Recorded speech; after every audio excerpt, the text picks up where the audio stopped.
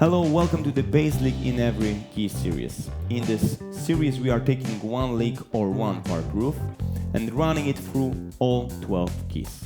It's a great way to truly master it, building your technique, improving your ear and getting comfortable all over the fretboard. So let's get started.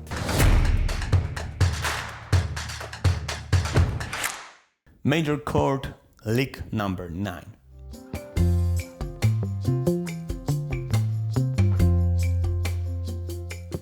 This time we have a pentatonic scale with a seventh, which adding a little bit of color.